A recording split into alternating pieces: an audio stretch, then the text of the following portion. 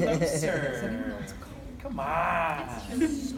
You're like, nah, we're good. We don't like each other. That's fine. I just like it to have a nice, cozy family atmosphere. Come in, please.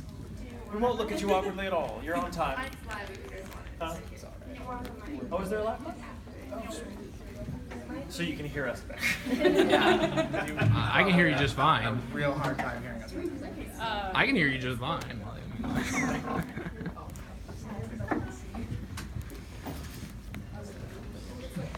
It's totally. Yeah.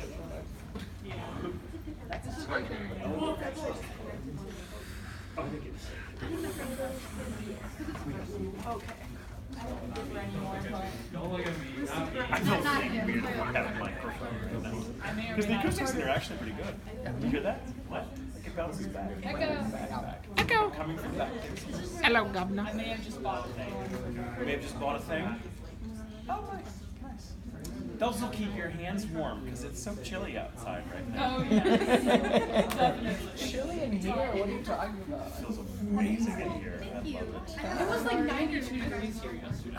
They were saying it got up to 105 on the other side, and that's ridiculous hot. That's like how hot it gets back home in Texas. We're from like the Buffalo Which area. sucks, because we can't bitch about people not knowing. Oh, you don't know. From Kenya. Down home it gets like 105. Oh, it gets 105 here. Never mind. You know exactly. In Dallas, we had sand from the Sahara Desert. How? I don't, that like What, came did it- over the ocean did it, like, get and hung up out in in a Dallas cloud or and made it really hot. The wind just blew it over, and it somehow Like made it. insulated Dallas. Which I guess is crazy. Okay, I mean, honestly, I'd rather, if we're gonna have I don't know, 100 degree heat, I want to live in Arizona because then you don't feel like a. Yeah, because it's drier, but in here, I guess, because you're near water, and back home in Texas. It's like a 92% humidity. It's 80. It's 100 degrees. You're sweating buckets. We know the feeling. Yeah.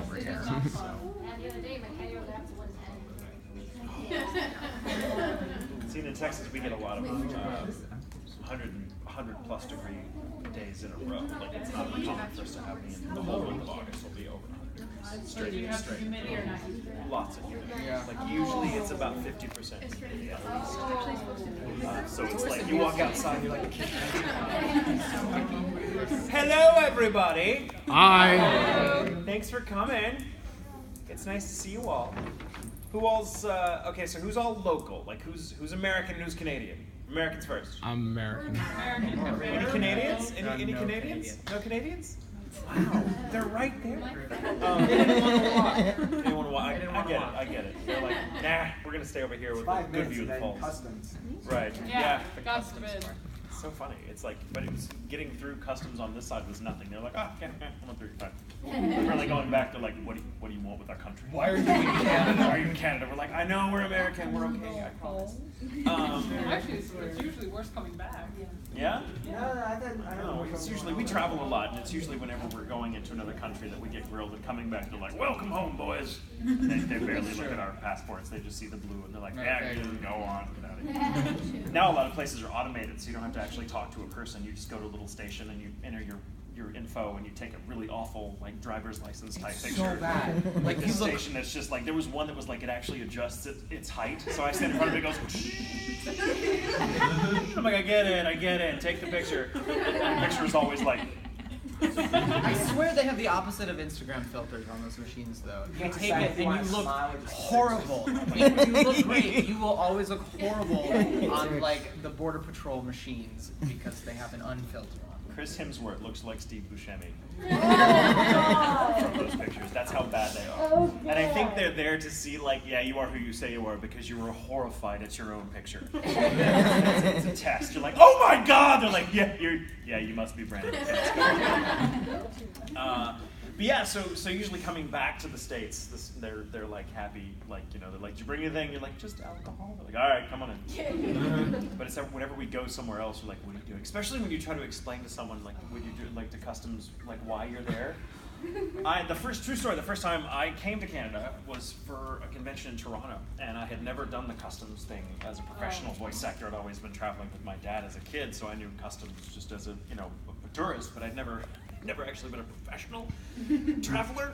And so I came through and you know, I put voice actor on the little card you have to fill out and hand to a real life person who's judging you. And I don't do well. I get really nervous. I always feel like they're going to ask me something and they're going to be like, what's your name? I'm going to be like, Barkley. No, that's not. Why did I say that? Like, just the wrong thing's going to come out because I'm nervous. And they're going to take me in some little room and shackle me and never let me go. That's the nightmare. So I'm in there in customs and I finally get through this long line to get this guy who's rather cute, I might add. So that one I was like, oh, I got the cute one, that's nice. And he's like, oh, so what's your business? I'm like, oh, you're for an anime convention. Yeah, you're a voice actor? What do you do? Like, is that, like, you act with your voice? I'm like, yes. Very perceptive. I'm like, see what you did there? You just reversed the words. And he said, well, you know, and it was just I always hate when I get a question like this from a stranger because I never know how to answer it. Like, what would I know you from? And I'm like, I have no idea what you watch.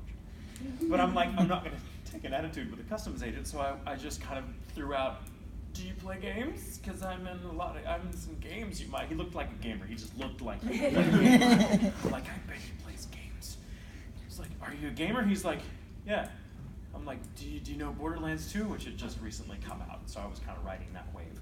And he was like, yeah, I love Borderlands 2. Oh my god, what are you in Borderlands 2? Like, clearly thinking, you know, I'm just like Soldier A or something. And I was like, I'm Sir Hammerlock. And he goes, no way, oh my god! Really? Dude! Do the voice. Like, seriously makes me do the Hammerlock voice right there. And he's got like the stamp like hovering over my face. Come on, do the voice. Like, if I had not been in good voice that day, I'd have been screwed. He's like, you're not Sir Hammerlock. Go back to the States. So I did it, and then like hear all these people behind me in line hearing me go, hello, Volt Hunter! Da, da, da, da, da, da, da, da. And he just kind of goes, stamp. And I'm like, that's the weird. I can only imagine what people behind me must have thought. Like, did we have to bring material? Is there a monologue? Is that, we have to prepare for an audition to get to the country? That was my first experience traveling for interesting. So, Brandon's very well traveled, however. He actually lived for a year in Japan. Yeah, I lived in Tokyo for 13 months on contract with a Japanese company, working as a translator and interpreter, and that was interesting. When you apply for a work visa and you enter the country, you have to answer all these questions. Like, do you take any prescription medications? You have to list out exactly what you're taking and how much you're bringing into the country. And you can't have over there. Yeah. Some of them are banned. Some prescription medications that are routinely prescribed in the United States are outright banned in Tokyo. Like, you try to enter the country, they deport you or throw you in prison or something. You're like, it's just, what? It's blood pressure medication. What are like, I don't? It's Z-Quil. Okay. Yeah, I when I entered the country with my work visa, it was a very different experience for me. And they asked me, do you have any medications? And I was like, yes, I do. Here's my prescription. And of course they can't read it. And I'm like, okay, all right, fine. So I'm trying to explain what it is, but I mispronounced something. Like a lot of the official medical names for pharmaceuticals sound very similar to Japanese people because they sort of like Japanify foreign words, and so sometimes vowels that are different in English sound the same in Japanese. And so they thought it was not what it was, and they misunderstood me and thought it was like a narcotic. They're like heroin? And they started screaming at me. Claritin. Yeah. They started screaming at me in English, and I was like, I can speak Japanese, like Nihongo de ii desu yo, you know, and they were like, are you trying to sell psychotropic medication in Japan? No, I just, like, no, wow. that's okay. mine. So what ended up happening? It's Mine. I'm not selling this to anybody. It's like a tropic medication. What are you talking about? So when did they find They out? got really angry. It was like, They were so mad. yeah. So they Blood did. pressure and medication. I cannot imagine. I've never been to Japan myself. He's going to take me one day. And I can't wait. in 2 because I years, think so. you're Did going they to- eventually find out like what you were talking about? Yeah. I was like, okay, type this into Google. No. Google で検索してください. They respected that though. They were like, oh, he speaks Japanese. You can speak Japanese well. It always throws them off, and they go, oh, okay, crap. I thought you were a stupid American. You're a smart American. We're not used to those. Just an American outside of your element. said the first time I came to Montreal, which is one of my favorite places in the world, actually. I love the city, and I love the people. I love the French there, because I'm reasonably fluent.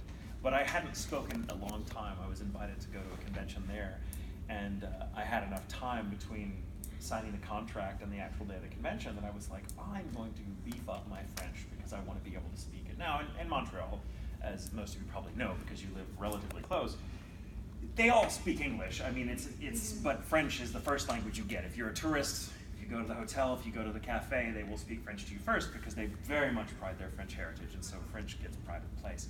And if they, if they're like, bienvenue, Monsieur Tatum, whatever, then you go, ha, they go, oh, hello, how are you? Then they'll switch to English. You're like, oh, stupid American,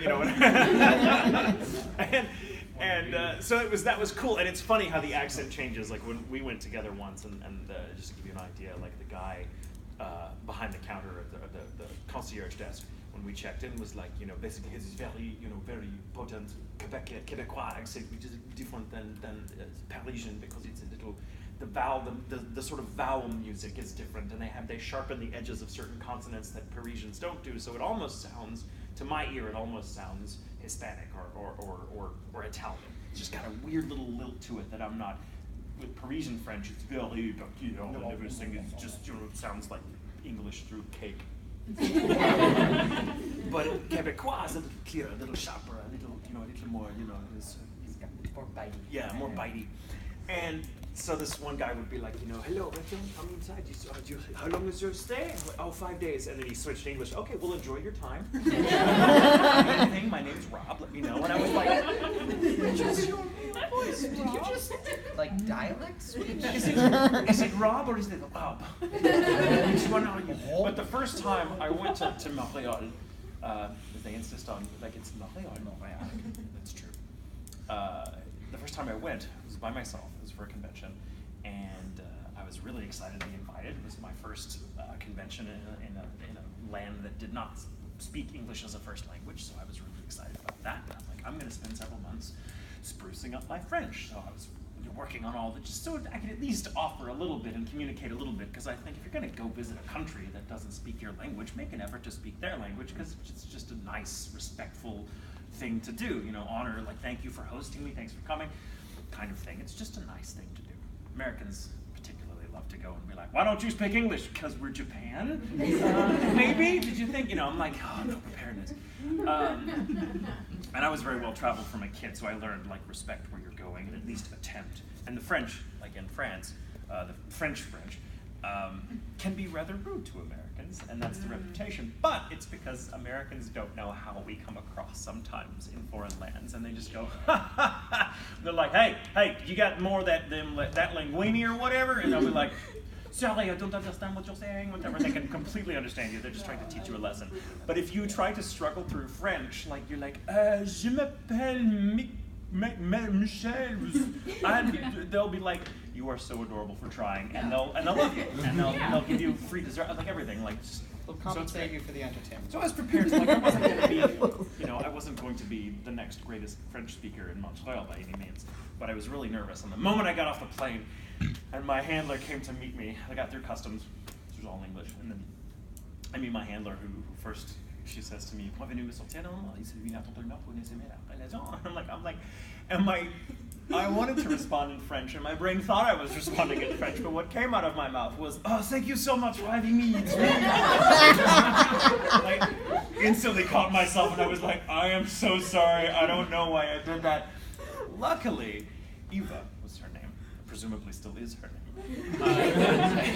Talked to her in a few years, but Eva started cracking up, and she was like, that was the funniest Parisian accent I've ever heard. We hate the Parisians, so you're really good with us. It's made fun of the French. And I was like, oh yeah, that's what I meant to do. I learned so much that weekend about Quebecois, which is so much fun. And we went there for my birthday a couple of years ago, and I turned 40. I wanted to go somewhere special that was kind of out of the country, and I've always wanted to go to Paris, but it just wasn't feasible to do. And we're like, well, Paris is gorgeous. Yeah, Montreal is right there. It's reminiscent of Paris. There's parts of it that feel. It's the most European feeling city that you can go to within 2 hours of where we live in Texas. So I was like, let's just do that. So we went for like a week, and it was really fun, and it's great going into like the non-touristy spots where they don't necessarily speak English because they don't practice it very often. And I was like, oh, how do I order a fish sandwich? And Brandon like learned French in a week because he's a genius. You speak like 1,000 languages. He's amazing. He's fluent in Japanese, deeply fluent. He's in fact an interpreter. Sometimes he's interpreted for Nobuo Uematsu, the composer for Final Fantasy. Brandon is one of his preferred interpreters when he comes to the States. For like 3 years, I went to every event that he had in the U.S. I want Nobuo. We met because he was interpreting at a convention where I happened to be, and we met, and we're like, oh, hey. Kansas City. Kansas. And then we were like, well, where do you live? Oh, Texas, Dallas. And we're like, well, me too. And then we got to know each other. So we met because of his profession. Best friends. Yes. Best friends. We have our best friend Jamie. She has 2 soon-to-be stepdaughters now, and they're adorable. They are 5 and 8. Is it 5 and 8? I thought they were 4 and 6. They're whatever. They're this, and they're still, and so many things are still very new to them. And the first time we were, like, they love to grill us. That's their favorite thing. They're like, "You're a new person. What's this? What's your favorite thing? What do you do? Who's he? Why are you together? What's the thing?" And they're trying to like suss this out. It was my favorite thing where they were like, "Are y'all like brothers?" And I was like, "Nothing like brothers." And I explained, "Well, he's my boyfriend." And they're like, "What is that?" I could see the little wheels turning in their mind. And they're like, "Wait, you mean like you kiss him and stuff?" I'm like, "Yes." And the little girl was like, "Ew, gross, ew." And Gross. Father, Jack, Gross. Jamie's fiance, was like, "Well, hold on, girls." He's got a great Kentucky accent, so I have to do that accent every time he talks. He's like, "Now, hold on, girls. No, that's not. You said that's gross. That's not. Do you think it's gross when Jamie and I kiss?" And they're like, "Yeah." And Jamie was like, "That's equality. We'll take it." Equality. Everybody goes. And the next time I was over, as if to try to catch me in a lie, Brandon was on his way, but I'd been there earlier in the day, so I was hanging out with them. They're waiting for Brandon. They're like, "Where's Brandon?" "Oh, he's coming. He's bringing dinner." And they were all like, "Is he your brother?" He's your brother. Like asking me like that. So just waiting for me to lie. So they'd be like, "Liar! That's not what you said." And I was like, "No, we talked about this." And like, "Oh, that's right. He's your boy wife." Which is now my favorite expression for what? Boy wife. That's me. Boy wife. So, I guess we can take some questions now that we've been talking for the past 30 minutes. To keep it neutral, I just call everybody a date mate. Date mate. Oh, I like that. that. Though I really want to get like a grungy sort of like tribal tattoo across like my bicep that says like boy wife or something. I think it'd be really funny. Yeah. Does that make me like girl husband? I don't. I mean, just for symmetry's sake. I mean, it's like put a ring on it and we'll talk. But so yes. So anyway, now that we've kind of broken the ice. So we're voice actors, as you know, and I've been doing this for a long time. Brandon's been doing it for about 3 years now. He's done. Tell us some of the things you've done. Oh, things that you would know. Probably Black Butler, Book of Murder. I'm Sir Patrick Phelps, and The one who gets murdered. in case you don't know, just like it's called Book of Murder, you guys. He's also in Book of Circus as all the cats. I play all the cats. That was my first every single one. Because Ian Sinclair is hilarious. Ian Sinclair, the director, also plays Bard.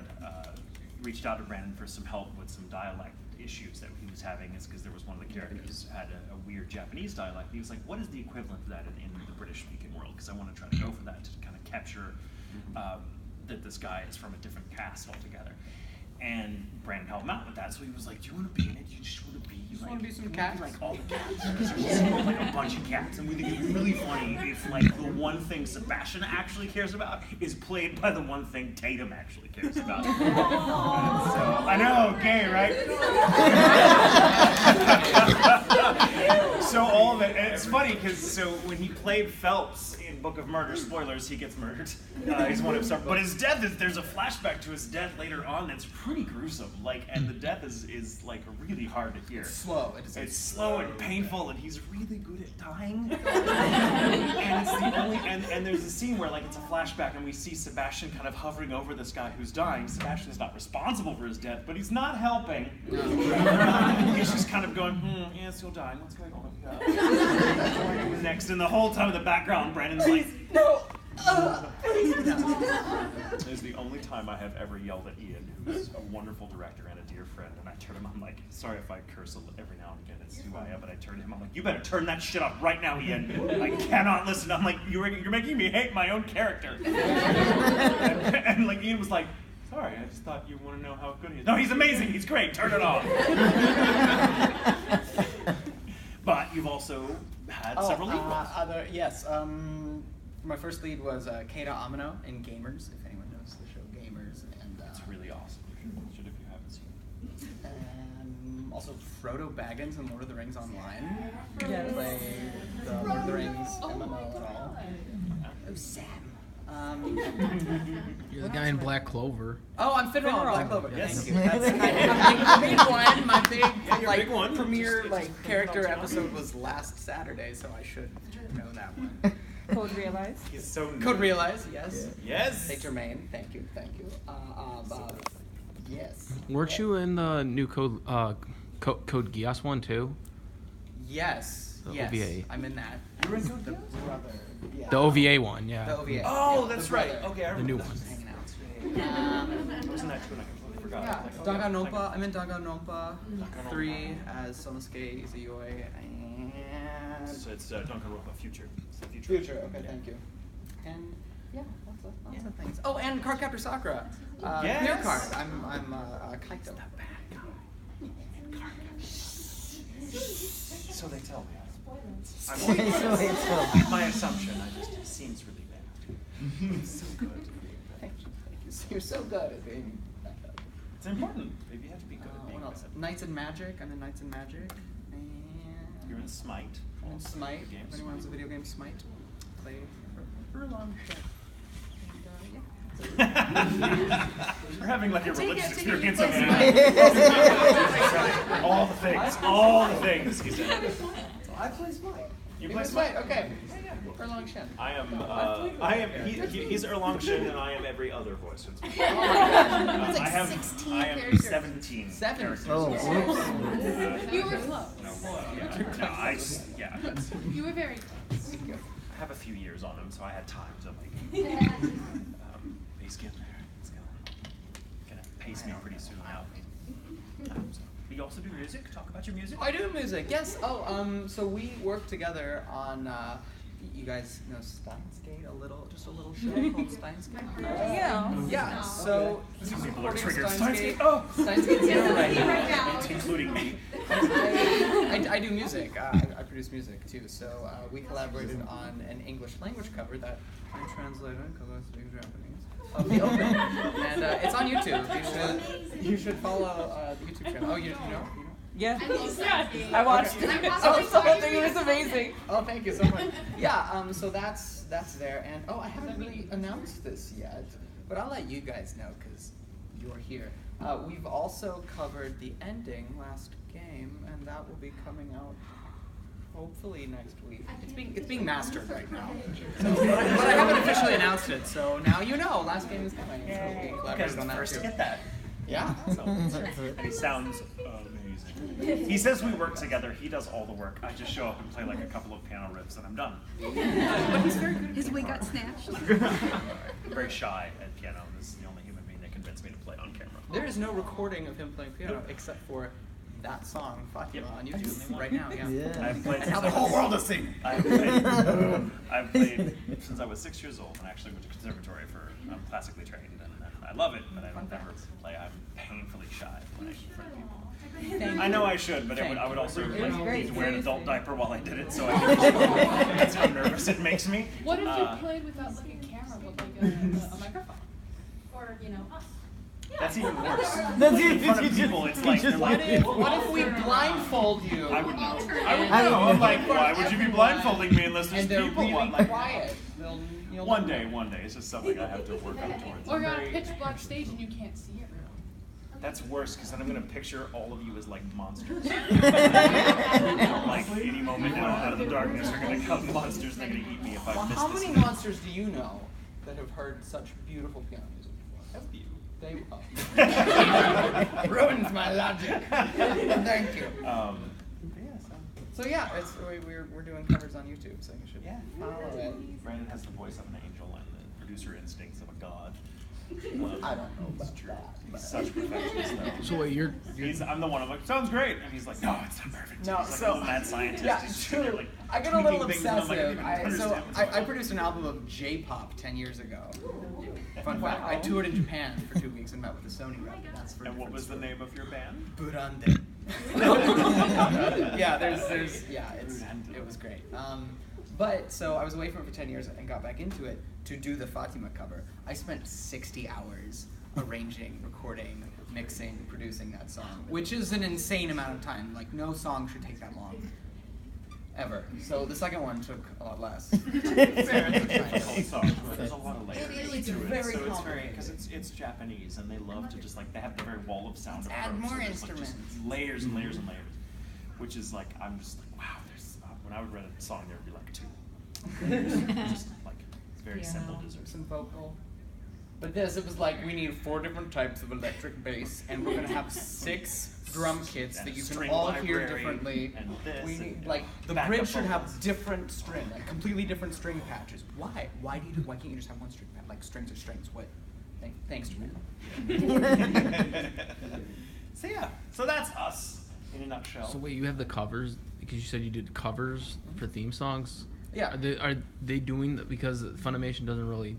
Do Oh no, as it's many? not. It's not in conjunction with Funimation. Oh, It's okay. just something that I do. So what I do is if I'm interested in a song, I have a music distributor that I pay to acquire something called a mechanical license. So I pay a fee to get the right to cover the song, and then when anyone buys the song or streams it, a really small percentage goes back to the original creators in Japan. Oh, that's actually. cool. So that's how that works. Mechanical license also sounds really cool. It sounds as though the music is delivered to your door by a mech. Kind of badass. I would Has say Fun that it's has not- hits a has button on it and, like, Funimation music ever comes out. has Funimation ever That's how I like picture it. let you or have done something with like one of your covers for theme songs for No, I animes haven't. or is- But so no, Funimation has never asked me to do a cover. I also haven't been doing covers for that long. I Yeah. just started doing it this Oh, year. okay. But the cover scene is really interesting. I have this great friend, Amanda Lee, who plays Akiho, my charge in Cardcaptor Sakura. Yeah, Lee Lee online. She has a few followers, 1.5 million. Oh my gosh, Amanda. but yeah, she. The studio in Japan for Tokyo Ghoul Re hired her to sing in like the original Japanese in English series in English. Yeah. See, I feel like they So, should do that more with more animes. They should. But that may start a trend because they did it with her, and English is seen as like really cool in Japan. I don't know why it's so cool, you guys. But that was kind of groundbreaking because that never happened. So Well, not I'm anymore. I mean, the same hoping- with Dragon Ball Z now. They don't even do it with Dragon Ball Super, really. Right, Yeah, right. But like- because they did it with Amanda Lee, like Yeah. maybe they'll do it more. Fingers crossed, everyone. Fingers I crossed. hope Musical license. The reason you don't hear a lot of songs adapted to English on the actual licensed material like that Funimation puts out or that Like this now, studio compared to, does like, now, back then. is because the songs belong to a whole different entity than the animation studio. So when Funimation acquires the rights to a series, they acquire the rights for the animated portion, but the rights for the song is a different entity, different company, a different people. But isn't it like It's just it's a thorny thing, and sometimes they get them, sometimes they can't. It depends on who you're like getting copyrights on anything. Some people want an insane amount of money that Funimation understandably doesn't necessarily want to pay, so they'll just go, well, that and songs are just really, really difficult to adapt. They're much harder to adapt than other forms of the medium, so they'd have to pay a professional songwriter who they may just don't want to pay it. And also SimulDubs. SimulDubs. Well, yeah, that too. That's really, getting really hard. The writers are already having to write the 25-minute scripts in 48 hours. Getting them to also do a song is just impossible. So sometimes they'll add an English adaptation for the opening closing songs in the DVD Blu-ray release later. Sometimes, but it just depends. For some reason, within the SimulDub process, because it's so hard to squeeze it into that schedule, it's just not a priority anymore. which is, I think, a shame because there are some really talented absolutely. songwriters. Brandon, one of them. Brina Palencia is amazing at it. Mike McFarlane's done it. Vic has done it. Like, they all have a hand in it. There's several others too, but it's just the timing isn't there. Yeah, because it's the same thing Show with by Rock. So we recorded Show by Rock with Caitlin like a year before we dubbed the songs. And so we recorded everything, and then on the SimulDub, you watch it, and all the songs are in Japanese. But then when the DVD release or Blu-ray comes out, then the songs are also in English. But it took a year for Funimation to negotiate the rights to dub the songs, because that's a different rights holder, and it has to be approved by the licensor. There's a lot of it's so weird because it's like when you license the anime, like, to me it feels like, because it's like when the episodes and the theme song, they're really all the same thing, but like when they license them out, they don't consider them that way, and it's just There's so many entities involved in the series that it's like you have to pay this person that's responsible for the music. In the old days, they would use replacement scores. Because for Dragon Ball Z, they used the Falconer. I love the Bruce Falconer score. I love the Bruce Falconer score. Composed a lot of stuff for that, but it's just different now. And the SimulDub process, I'm not sure how the licensing works, but who here even knows what I'm talking about when I say SimulDub? That's hilarious. Because most of you watch them probably without knowing. Let me explain for a moment what a SimulDub is so we can have kind of an informed discussion about what we just spent the last 20 minutes going back to, like, I know, right? It should be this way. So we all know, like, dubs in the old days, like prior to 2015, so the SimulDub started becoming the norm at Funimation. Now it's all they do. Well, not all. Now every property is a SimulDub that will later be released as Blu-ray, but not for 6 months to a year. When a show comes out in Japan, in the old days, when a show came out in Japan, it would run in Japan, it would broadcast there, be out on DVD. The whole thing would be finished, or at least the season would be finished of 12 to 26 episodes. And then they'd license it out to be dubbed in English to Funimation, or Sentai, or anywhere, or Bang Zoom, whoever they decide to go with. It's usually Funimation. Because Funimation's just, it's huge. And so in the old days, you know, if you were an adaptive writer for a series, as I used to be, you would get the whole series, all the translations, which all the translation documents is, you know, someone who's really good at Japanese and English. It's important to be good in both languages. We'll write up, you know, a literal translation of this is literally what they're saying. It will never fit the flaps like this because it's just whatever in my job as an adaptive writer is to localize the dialogue. Not to say I take the Japanese flavor out of it, but there are some things in Japanese that just don't play in English. Like we hear them in English and it just doesn't, it's jarring, and I'll explain why that is later. Just because the two languages work very differently. The two languages are, if you've never studied another language other than the one you were born into, it's difficult to understand that between something as like your native tongue and a foreign language, there's a kind of web of relationship there. It's easy for an English speaker to learn French relative to learning Japanese because French and English are actually pretty closely related. The accent is the challenge, but like reading French is incredibly easy. It's practically, it looks like badly spelled English. And I mean, half the time, and like the great writer Alexandre Dumas, who wrote Three Musketeers and Man in the Iron Mask, like sat down at 40 to try to learn English because he thought it was about time, and he looked at a textbook and he was like, this is just badly pronounced French. But that's because England and France were neighbors, and so those languages kind of infected each other for centuries, and 70% of our vocabulary come from French words that are spelled the same, they're just pronounced differently. Possible looks the same, but it's just pronounced possible. It looks the same. Number 6. Yeah, sex. Oh no, that's true. Anyway, or whatever. But yeah, so it's like there's so many similarities. But between Japanese and English, these are two languages that had zero contact with each other for centuries. There was no trade going on between these two nations. So English and Japanese just function differently. So there are some words have a 1-to-1 ratio, like, oh, this means this in English and this also means this in Japanese. But most words have shades of meaning. For example, if I say rose, that conjures up in English a very specific entity. We all know what a rose is, but poetically, that is to say figuratively, a rose also has a whole other thing, a whole vocabulary of symbolism that English speakers attach to it because of our experience with the word, as say how Shakespeare would use it, or how it's used on a Hallmark card on Valentine's Day. You know, so a rose has this whole set of sort of unconscious symbolism that's attached to it that it doesn't have in Japan. They have roses in Japan, and they have words for roses, but it doesn't have that same significance. One of my favorite examples, it's kind of superficial, but it gets the point. When we say someone is a bad actor, I've been called one many times. Lies. Oh no, it happens. Everyone has. That's great. It means you're pissing someone off. I've done my job. Yes, they had a feeling about me. That's all I want. A You piss feeling. England off all the All time. actors are Criticism. basically children acting out to get their parents' attention, and any attention will do. No, I know what I signed up for. Don't feel sorry for me. It's Pete's honest work. But in English, we have a set of phrases that we tend to kind of bandy about when we want to say someone's not a good actor. We say they're wooden, or we say they're a ham. You'll typically hear someone, oh, they're hamming it up. Oh, he's so wooden, he's so stiff. You know, things that kind of denote rigidity and like, oh, he's fake. In Japan, there is no such connotation between wood or ham and someone who's acting badly. Their word, weirdly enough, just how it evolved over centuries, their word for a bad actor or actress is radish. Daikon. He calls someone a daikon. If any of you have seen or on High School Host Club, there's a moment where Haruhi is trying to like sing at the Lobelia Club, and they're like, "Oh my God, she's a daikon!" Yeah. And it's funny because it's English speakers. It's a complete non sequitur. It makes no sense, and it's just random. It's like she's a radish, and you're like, "What does that even mean?" That's hysterical. But to a Japanese ear, that means, "Oh, shots fired! They just called her a bad actress." You know, like the Japanese can hear daikon in that context and know exactly how they're supposed to interpret it.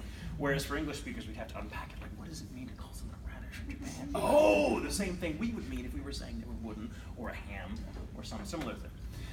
So, What type of language is calling other people food? what? That's been done in every language. That's yeah. Well, we'd like to call people cinnamon rolls, for example. Yeah. Try to do that in Japan, and they would look at you like that. So part of an adaptive writer's job is to take the literal translation, which you've been given, and to localize it so that you can make sure that the audience doesn't have to do so much unpacking that they lose the sort of initial emotional impact that the line is supposed to have. Because nothing is contrary to, that moment, like the idea, like the subtitle version should be as close as possible to the Japanese, so you as a viewer can like look at it intellectually and like, oh, that's kind of what they're saying. Okay, that's what that. But when you're watching a dub, and when you're acting in a dub or writing a dub, the point should be to make you feel whatever the audience in the original tongue felt. So if you have to get there in a slightly different way by using language differently, that's part of the localizer's job. One of my favorite examples of how Japanese people just in day-to-day life use Japanese versus how English-speaking people use English.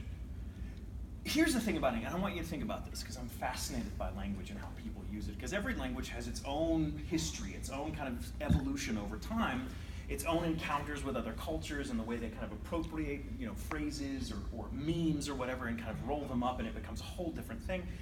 So in English, and English is a uniquely weird language. It's had so much contact for so many centuries with so many different, and it started life so differently. I can speak a little bit of Old English, like the Beowulf stuff, and it sounds nothing like English. The opening of Beowulf is What the fuck did I just say? Did you it makes speak like Norwegian or something? so Old English has more in common with Old Norwegian and Old German than it does with English now. English then went through a history where then, the Utes and the Anglos and the Saxons, came and they killed a bunch of Celts, and they're like, we like your vocabularies, or we like your grammar, so we're going to attach it onto our Norwegian vocabulary, and so you have this which sounds like a typewriter being kicked down the stairs. It's beautiful in its own way, but unexpected. At cost. So, but then wars happened, and English, then was taken over by the French for a while, and so French was the language. In fact, we have a word for it, lingua franca, which means like the language Araboy speaks, which literally meant just French for about 200 years or so. The Normans were the ruling people of England, and English kind of, as we knew it, the hurdy-gurdy, Proto-Germanic, Norwegian-sounding English underwent a change, because then the British rose up and fought back the France and sent them back across the channel, and then decided, guys, we're gonna, to hell with French, we're gonna speak English again. because they didn't remember how it sounded. And so then you get Middle English, which is what like Chaucer was writing in, which is a little closer to what we know. Like I could say, one daughter prilly with his sure azota, the draught of Marth, as perfect to the rota. You like I heard a couple things that sounded vaguely English. Still don't know what the hell you said, but it sounded less like which is, you know, so between Watway Gaglin Fevagum and, you know, one daughter prilly with his sure azota, you're like, I heard April. And sure, you did. And then that was the norm for a long time, and then it began. And then as trade opened up with other countries, English solidified during the Renaissance period, where we have Shakespeare, who invented most of the language because he just made shit up. Why wouldn't you if you had that? It's like they came to him and were like, just make up a word for that. It needs to scan. Like he was writing poetry and like, what rhymes with rose? Bose. That's a thing now, guys. Bose is a thing. That's seriously what happened. Language, English was just exploding then, and that was part of the art. Part of the writer's job was to surprise and coin new phrases, and Shakespeare was really good at it. I think at last count, the experts say that he coined about 2,500 words that we still use, that he invented, including coined. Used in the sense that we use it to have produced something new. But he also invented tons of words that just didn't exist before he used them at all. So because of this is all a very long way to get to, we use English differently because of the influence of poets and artists on the evolution of the language. English speakers in drama, even in day-to-day life, almost never say exactly what we mean or mean exactly what we say. There's always this kind of understood tension between what you're uttering versus what you actually feel. Say you're in line for Starbucks, this may happen to me sometimes, and you're waiting, you've been waiting for a while, the person in front of you's taking forever, like they've never been into a Starbucks before and don't know what venti means. You're like, Jesus Christ, how are you alive? And then someone cuts in front of you. Never happened to you. And you might, like I do, excuse me, I believe I was next. That's not what you mean. What you mean is, bitch, or some equivalent, but you're not going to say that. There's this sort of societal pressure to use language in a way that conveys meaning, but it's high context. Like anyone that knows, like, excuse me, would know, like, oh, I done messed up. In Japan, that's less of a thing. In Japan, I want to use your earthquake example. Please do. Okay, so what you have as an added element to this is the relationship with language, of course, is different in Japan dramatically. So in Japanese, you don't have, most of the time, that tension between what you actually mean and what is being said. What you are saying usually is supplanting like something visual that's already there, or commenting on what is a stated fact. But Japanese is also a much higher context language than English. Meaning that you say less, and you and the listener have an understanding about what you're talking about. So in that instance, if someone cuts in front of you, you wouldn't even say, excuse me, I believe I was here first. In Japanese, you would just say, ano, which is like, and it is understood, excuse me, you just cut in front of me. It's weird, it's weird. Incredibly high context. And also, like for instance, if you have two friends, like let's say two girls going shopping and one of them puts on a dress and he's like, what do you think of my dress? How do you look at this dress? In English, if it wasn't flattering, the friend might be like, maybe you should try this one. Like, but in Japanese, you would say, chotto, which means it's a little ... And it is literally understood to be like, it's unflattering, it doesn't work, you'll never look like, you know, the girl your ex left you for. Like, it's all understood. It's all in So in that tiny phrase of, you know, it's a little... There's so much to unpack that it would be devastating. And in English, there are certain instances where we do, like, where can play the same role, but it's kind of, you know, that tends to be the exception rather than the rule. Yes, different social contexts, and sarcasm is also not a thing in Japan. Sarcasm just is. It isn't. It doesn't. So what happens when you do it? In America, sarcasm is just how we talk. And I do want to comment on this for a second. When you try to use sarcasm in Japan, things go hilariously wrong. So when I was working in Japan for a Japanese company, I don't recommend it. My boss came in and said, "Hey, I'm going to need you to go to these multiple trade shows over the next 4 weekends. So you're going to have no weekends for the next 4 weeks." And in a fit of pique, I said to him in Japanese, "Oh, great, because I have nothing else going on those weekends." You took that literally. Now remember, there's no sarcasm in Japanese. I can inflect it like that. Like, まあ素晴らしいです。今年 like この週末はすごく暇だよ like is what I would say. But I'm inflecting it as I would in English. Like, yeah, sure, no problem. I've got nothing else going on. And he said, "Great, wonderful." See what I mean? Just totally, because that inflection doesn't exist in Japanese. It just sounded like some weird foreign inflection. He probably walked away going, "Brandon is such a good worker, but he talks weird." That's exactly that's what he said? Like, He inflects weird. I don't like, understand it. His accent's strange. And so these are all challenges when adapting a piece of dramatic or comedic or piece of dialogue from Japanese and English, because the role it plays within the context of a show is different.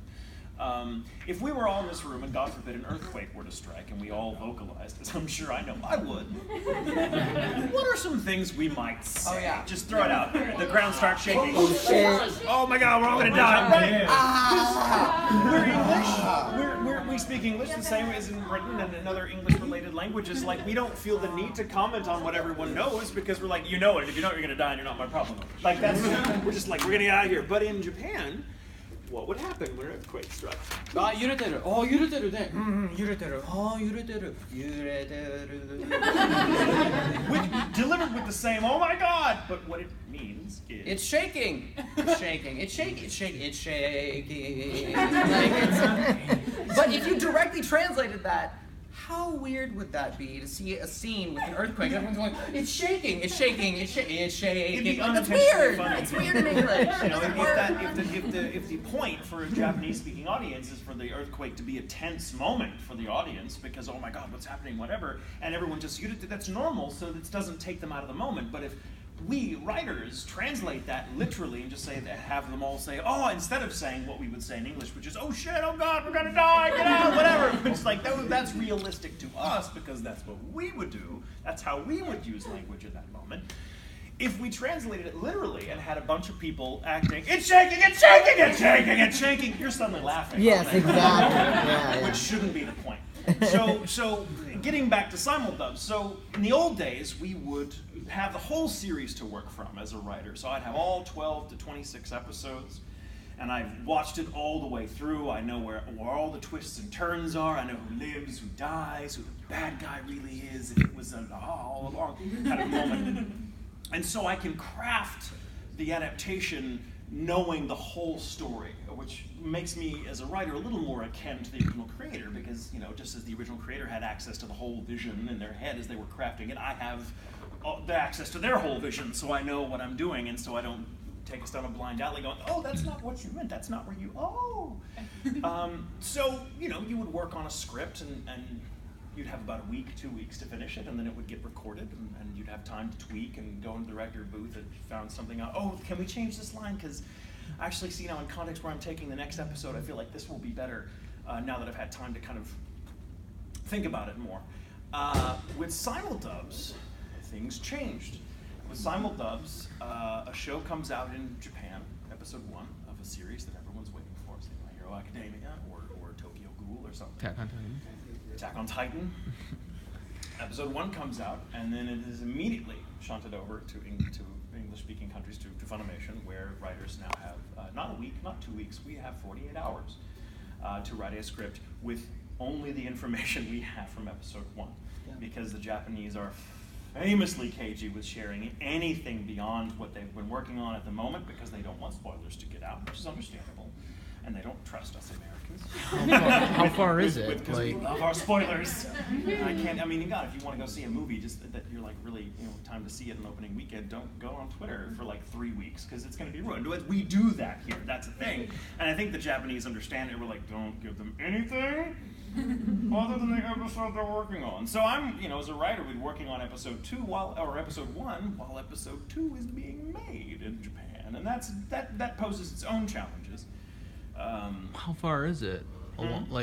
Because the Japanese are already having their stuff done by the time you get the material, right? By the time we get the material, it is at most the Japanese are 2 episodes ahead of what we're recording. So how do they get them on at the same days? Like sometimes you guys have sometimes that's what we call a day turnaround, which means they're like we're finished, get the dub done, and we're waiting for you for about 4 days to get that dub done so we can put it out at the same time.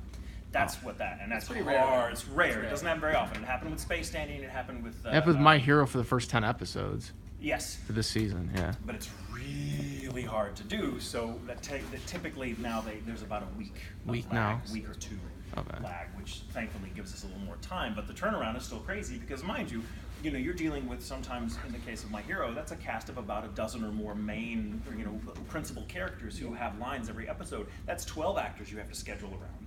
That's and they're all doing them by themselves, right? It's impossible to record a dub with a group of people. Yeah, you but can't also do it's very interesting as an actor too, because you go in and you have no idea what's going to happen to your character.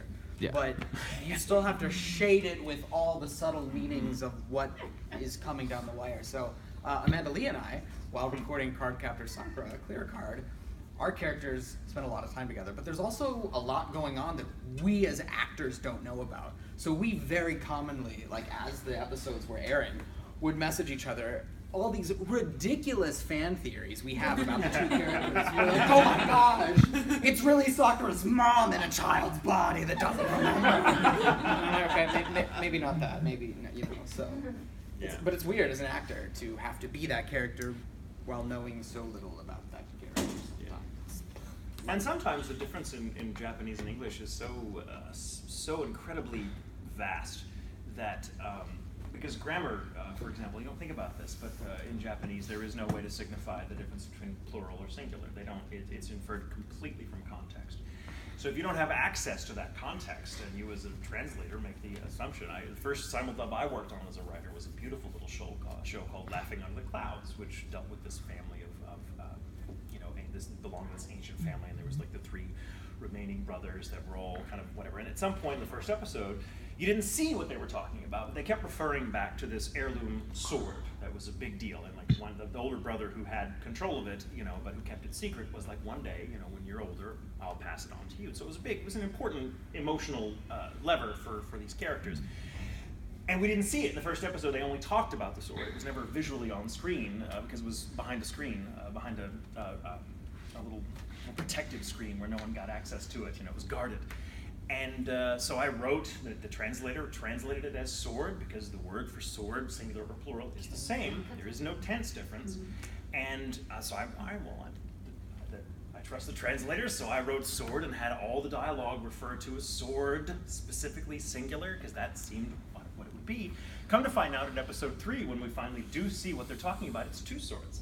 And it's very important that it's 2 swords. It becomes a point of contention where now 2 brothers are fighting over 2 swords, and you're like, oh God, that's a huge thing that we didn't know about, because Japan doesn't distinguish between plural and singular, and they just don't except for context. And so SimulDubs are a challenge because we lack context to sometimes make the most informed decisions. Now sometimes the Japanese, depending on how communicative and how much time there is, will tell us it is this, it's this. And as we felt out the process, it became a little easier. When I was working on Attack on Titan Season 2, was relatively easy because they were following the manga so closely, and I had all the manga to be like, okay, they're going to go there, so I know where this is going. I know that this character is this, and this is what they mean, and this is what they're going to say.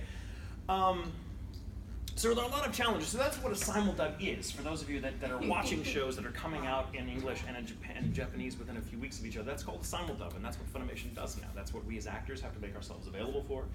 That's what writers now do, where they have to write and do all those things now in 48 hours. Really now it's 16 hours because it's an in-house team. I am so sorry. Don't feel sorry for me. I don't write anymore. For that reason, I would love to, but I'm not. Like no. I don't feel like it's. Ball of anxiety. Yeah, and I'm like, I don't need that. I've been writing for 15 years. I don't need that kind of anxiety. That's like saying no pressure and driving a truckload of pressure right into the room. Yeah. Essentially. Your hand was raised.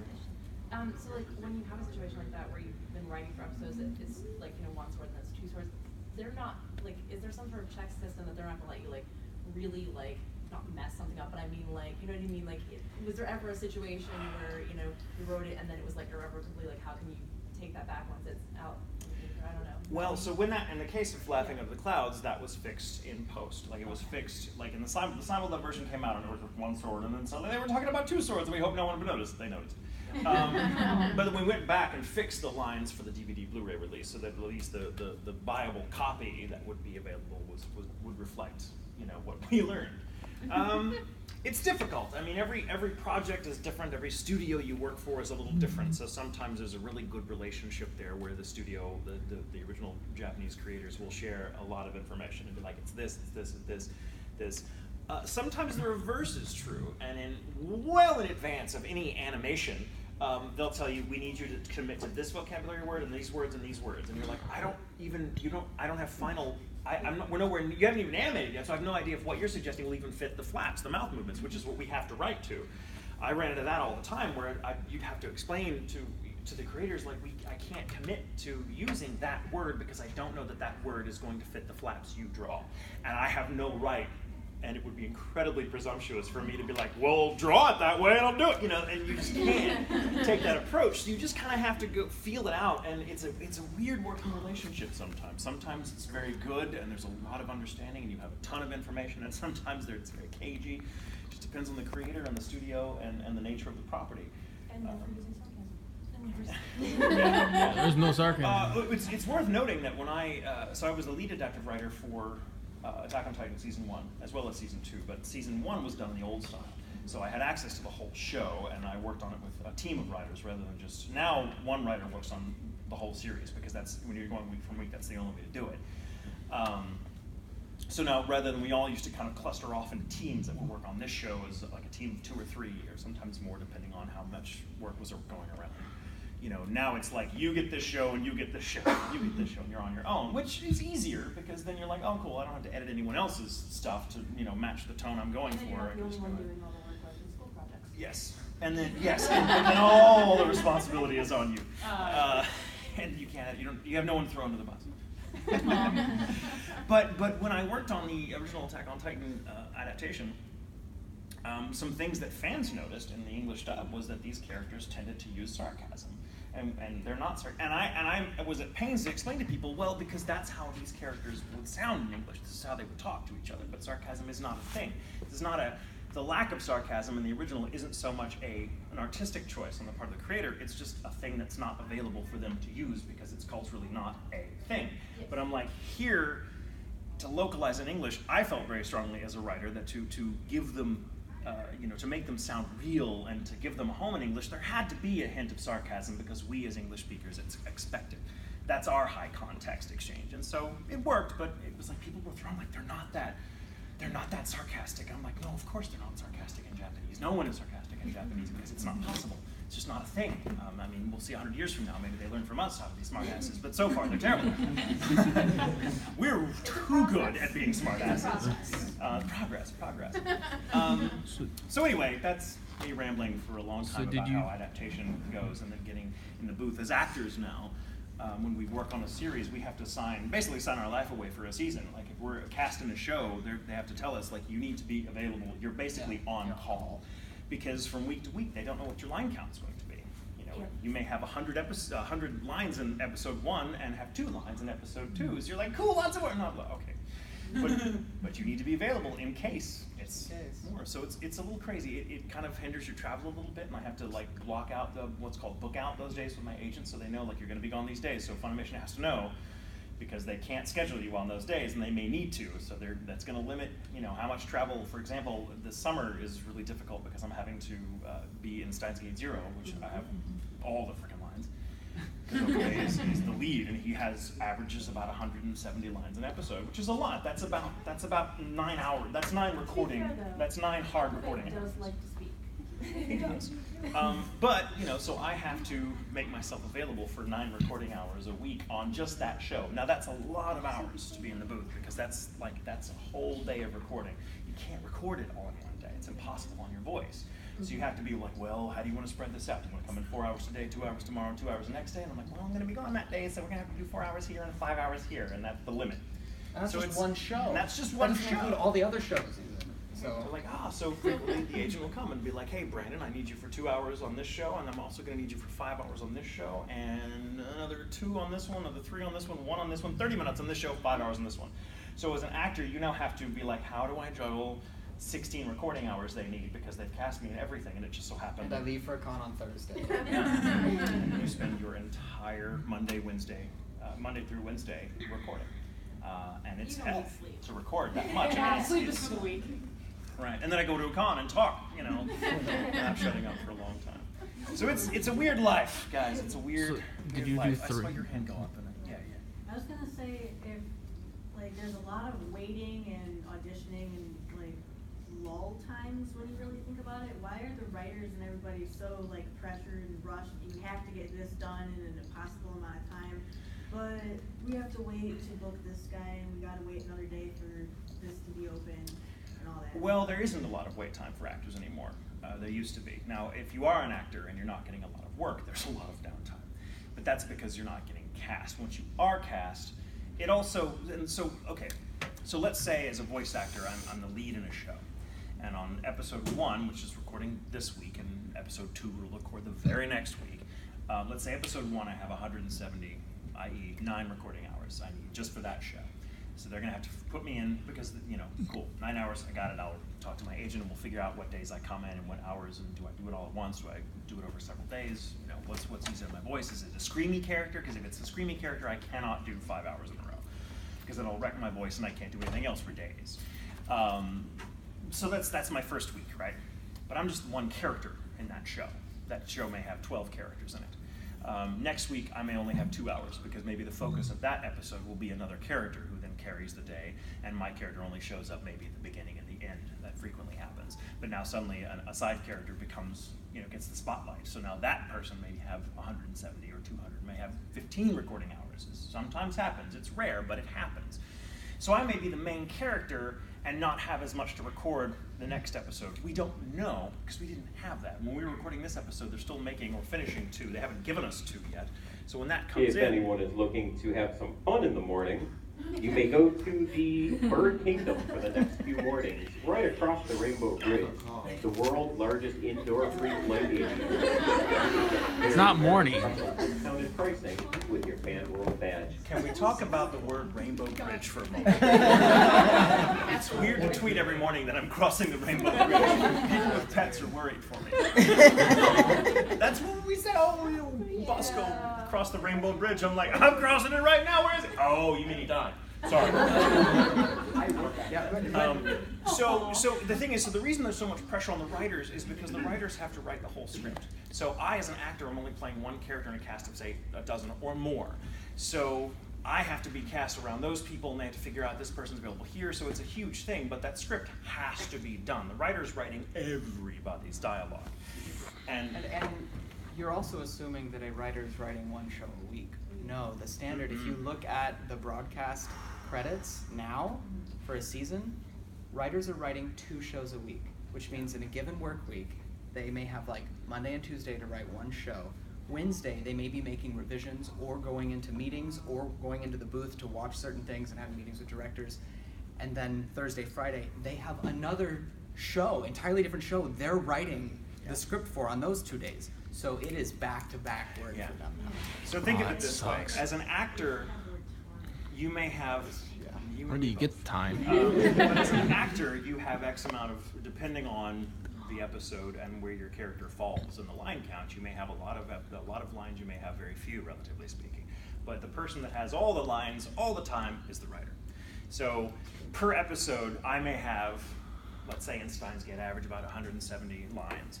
but that's in a show of 9 strong principal characters. So the entire line count for that show, if you add all the characters up, is about 650 lines. That's a writer that just had to write 650 lines in 16 hours. And then just 8 hours one day, 8 hours the next day, because they don't get overtime. That's a weird choice Funimation has made, and the reason I'm not a writer anymore is because they used to be freelance contract writers. They'd say, hey, do your thing, as long as you have it in by this deadline, you know, cool. Now they decided to disband the contract team and bring everyone in-house. So the in-house writers work at a desk inside, and they don't get to pursue voice acting as much anymore because they're tied to a desk and they don't have time to be in stuff. It's very sad because, like, as a writer, as an actor, like, those two disciplines informed each other. I feel very strongly that I'm a better actor because of my experience in writing, and vice versa. And now it's just kind of, there's such a division of labor, and now whereas the contract team used to consist of about, it hovered around 22 writers for about as many properties, so you'd have 1 writer per show. Now you have basically 9 writers writing 18 to 22 shows every season, and I can't get with that. So you're not doing the Attack on Titan anymore then? The 3rd one or whatever that's coming up? Because they didn't hire me as an in-house. Oh, yeah. And I don't want. Because you did the first 2, right? Work like that. Well, because if I had to be an in-house writer, I couldn't be an actor. Oh yeah. And I couldn't go to cons because I did Monday through Friday. So I couldn't do it. So I don't, which is sad. I miss it. I really. So was the Attack on Titan 2 that your last one that you did? No. The last show I wrote was in March. My last contract script. Oh, so it's recent. It was recently. Yeah, it's very recent. The change, the writing change happened, I think, just 2 months ago. I think maybe 3 months ago. It was weird, and it was one of the big deals for me. Just to kind of talk personally about it was Steins Gate. It started with Steins Gate. That was the show I was ready to write because I wrote the first one, and I loved it. And it was bar none, the best thing I'd ever worked on. And I was like, oh, cool, Steins Gate 0. I can't wait 7 years later, and I get to recoup it. No, it's going somewhere else. Aww. And I was like, oh, okay, awkward. So it's weird. And to that person's credit, I think the person that's writing the show is doing a pretty good job. But I also know that they're having to write another show as well as that, and I'm like, I don't feel that Steins Gate is the kind of show someone should have to juggle as a writer. I think they should put all their energy. But also the amount of research that you did writing that first show. Tons. I also will not be put into the subsequent seasons because they don't have time to. There just isn't. Yeah. But that it seems to be a corporate decision where they're just like, how can we save money? We'll do this, and like anyone who's ever had a job, you realize the people up there are just kind of like, how can we make sure we're not paying you too much money? That seems to be what happened. They're like, you've been doing this for how long? We pay you how much? No, I'm not gonna do that anymore. And so it became a thing. With a front desk pawn or something. Yeah. So it's not a. So I would take no joy in writing like that anymore. I liked writing SimulDubs. I thought it was really challenging and interesting, and I've done it for 3 years and wrote some really strong stuff, including Attack on Titan Season 2 as a SimulDub, and Assassination Classroom, which was one of my favorites, Garo, Zero, oh god, tons of stuff. But not anymore. Not for Funimation at least, we'll see. Now I'm writing my own stuff. Maybe you'll see that. So, other questions? Let's open up to more questions. Yes? So you said how, of course, like, if you're voice acting, you need to, like, go on, like, a vocal rest, because and then you're also pushed on, like, these time limits. So has there ever been, like, instances where, say you did, like, a really, like, hard, like, vocal, so, like, your voice is kind of, like, strained, but you're always, like, pushed to be, like, on time, and, like, what happens then? Do you just strain yourself, or do you, like, find a way to work around it? It depends on how cooperative the studio can be, how sensitive the director is to the needs of a voice actor, and how good your agent is. I'm blessed with a very good agent who will be like, they want you for 4 hours tomorrow, and I know that you just finished 3 hours on a video game today, so I'm not going to let you take that. They're going to have to wait for you next week, because you just spent 3 hours on Smite screaming, which you need vocal rest, or we're going to lose you for a week. So most studios, fortunately, most directors, like at Funimation, most of the directors are actors as well, or have been, or they have some experience, or have been doing it long enough that they understand, so they're careful. One of the most difficult voices I ever did was Scar in Full Metal Alchemist Brotherhood, because he's very low and very gravelly, and it may sound like a fun voice, and it is, but if you do it for a period of time, it takes a toll on your voice, a permanent toll. After finishing that show, my voice dropped an octave, and so I used to be able to play 17-year-olds, and I can't anymore because I spent a year talking like this. Which is fun. It sounds great, very proud of that performance, but that was a sacrifice I had to make. That said, Mike McFarlane, the show's director, and a very good friend of ours, was sure, he's like, I'm not scheduling you for more than 2 hours a stretch on this show. So if you have a bunch of hours, we're gonna do 2 hours here, I'll give you a day where you don't do anything, and then 2 hours here, 2 hours here. So we just do it over the course, but it was also recorded in the old style. So we had that freedom to be like, oh, we've got a few weeks to do this, not just 4 days. So, and with the SimulDub process, it's hard. Sometimes at the beginning of a season, you just have to say, guys, I'm not available this season. I'm taking a break. I'll only be in stuff roles that I'm reprising. Like if Sebastian came down the wire, I can't refuse that, because I don't want some other jerk take that role. But sometimes, we're in our rights, within our rights to tell the studio, I'm like, thank you, but I don't want to be cast as anything new, because I already know, like for this season, I'm Okabe in Steins Gate Zero, which is very vocally intense, also very emotionally intense, but he talks a lot, constantly. So, he averages, it's about 9 recording hours a week they need for that voice. I'm also in, I'm in 5 other shows, and once that happens, I'm like, no more, I've hit my limit, because I know that even if you add 30 more minutes to my schedule, as it already is promising up to be, I can't do it, so I just say no. It's hard for new actors to want to do that, because your instinct as a new actor is to say yes to everything, because you feel like if you say no once, you'll never get another chance, which is not true. You have to protect your voice. That's part of the game, though. For anyone interested, right outside our front doors, our blacksmith is about to start pounding heavy metal. Yeah! Yeah! Blacksmith is crossing the Rainbow Bridge. So all that, if you're interested in being a voice actor, you do have to understand that no one is going to take care of your voice as well as you can take care of your voice. So you have to know your own limits and know that if I do this, I'm going to need a day of vocal rest and stand up for it, because anyone knows that you need it. It's a tool, it's an instrument, and if you overuse it, you lose it. So you have to be careful. And if you have an agent that's pushing you too hard, or if you don't have an agent, you have a studio that's just calling you in for too much and not taking care of your voice, you have to teach. Sometimes you have to teach a director how to take care of you. Never, ever, ever shrink from standing up for yourself. You have to protect your voice. Don't always say yes just because you're afraid of saying no. Yeah. Okay. What do you feel about that? Because you're in a level where I see you terrified of saying no a lot, because you don't feel as established. I'm better about it now than I used to be, but I've seen some things, y'all. Yeah.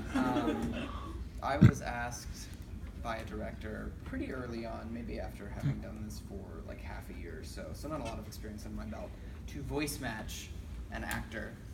And I went in to record for said actor, because he was on a show that had recorded season 1 and season 2 was coming down the wire, and he had just injured his voice. He was in the booth, and the director kept getting take after take of him screaming, and would change one little thing, can you do it again, can you do it again, and he coughed up blood and couldn't make sound. So he went to the hospital. He had to have surgery on his vocal cords. It was bad. But guess what? SimulDubs don't stop. So it was a rush to try and figure out what are we going to do about all these roles that he's playing for the next 6 weeks, because he was supposed to be on vocal rest, complete vocal rest, for 6 whole weeks. That's 6 episodes. That's half of a season. And there was a season 2 of the show that he had played a pretty substantial character in, was coming around the wire 3 weeks into that 6-week period of vocal rest. And the director called me and, can you voice match him? And I listened to the voice and I went, I can try. It seems kind of low, but I'll do what I can. And I tried to do it, and his tone was at the very bottom of my range. So all the reads were coming out pretty flat, because I couldn't intonate my voice lower than a certain point. Just physically, I didn't have the range. And I said, I know these reads are awful. Like, they just seemed really stilted, and the character was emotional. And I knew I was going to be just destroyed on Twitter by the fans, because he was a fan favorite. And that actor is a super go-getter, really super go-getter. He just decided 3 weeks into his 6 weeks of vocal rest, nope, I'm coming back. I'm just gonna do it. I'm like, are you? But he did it, and he was okay. It was really. So wait, he came back like after. That was really stupid of him to do. Yeah, he was okay, but that was terribly risky. Like, it could have ended very poorly for him. Because here's the thing, guys. If you ever, those of you that use your voice professionally, whether it be on stage or singing or just answering phones in an office, which I did for 10 years, you have to take care of your voice, because if it ever gets bad enough that you need surgery, that can change your instrument permanently. Sometimes you're lucky and you'll come out of a decent surgeon's office with the same voice as you had before you lost it. But Julie Andrews is a great example, a great singer. She was in the original the film of Sound of Music. She was Mary Poppins. She was great. She was the voice of a generation, several generations, and she was brilliant. She got nodes, which are little bumps you can get on your vocal cords from too much friction. It's like scar tissue that builds up and it changes your voice. You get hoarse quicker. You'll notice that happens with some people. Rachel Ray, I think, had it because she, I guess, just overuses her voice and doesn't take care of it. And she got nodes. Julie Andrew got nodes, went under the knife to get them removed, lost a full octave and a half of her singing range, career over. Because now there are songs she cannot do. And that was sad. Now, at least it happened to her when she was very established and older, so she was already kind of looking at retirement. But still, to lose your instrument, I mean, most of us live in fear of that. So the point is, take care of your voice. I don't care what the stakes are. I don't care. Like, I'm lucky enough that I'm been doing this long enough that I can throw my weight around a little bit. I can intimidate a director if I think they're being awful. I don't have to very often. Most directors are wonderful, but every now and again they'll want me to scream for the 5th time in a row on one take, and I'm like, you got all the screaming I'm going to give you, and I'll fight back and tell them no. I got a session after this, and I have to respect that director, and I have to give them my full instrument. If I scream for you one more time because you don't know what you want, you're screwing that other director and me, and I'll just say it. I would never say that first time out. I would just maybe be like, oh, I can't, oh, blood, and then, whatever. Don't take care of it. Also, because you'll experience this at a con, you'll talk a lot or you'll scream, whatever, and some of you that get hoarse, because of it, you lose your voice. Do not whisper. Do not whisper when you lose your voice. It's the first instinct, you'll always do it. It is worse. Whispering, even if your voice is fine, talking to you like this is worse for my voice than screaming. So if you ever start losing your voice, just stop talking. Talking, hydrate, and just let it go for a day or two. Whatever. Don't. Yeah. Hang out with people who can read lips. Yes. What were some of your favorite characters to voice act? That's for both. Samon from Nanbaka. If anyone watches Nanbaka, that was a new voice for me, and that voice purely came about because of Aaron Dismuke's directing. He was like, can you go low? I was like, I can. He's like, okay, now what if you make it gravel? like this? He's like, that's the voice I want. I was like, this is a really weird voice. He's like, I love it. You're tired. I'm like, okay. But I love that character, and it was purely because of a risk that he took. He was like, let's try this, So and because Aaron's a voice actor too, he took care of that voice and made sure that you weren't ever doing it for longer than an hour at a stretch, so that you didn't have to kill your voice doing it. It's really not that bad. It's a good voice for you too. I love it. It's one of my favorite performances. We get to be in that show together. I get to play Fiji, and I get to play a very flamboyant queen. It's quite a stretch. There was a line in that too that was written for my character talking to you. I think the line was, "What do you know about fairy whips?" Or something just ridiculous. I was like, "This is the line, Aaron?" I was like, "Yep." And he played it for me in the Japanese, and I was like, "That's what you know about fairy whips." We'll bomb each other in the booth too, which is leaving a bomb is something you do if you know the other voice actor. So if you're the first one to record a scene.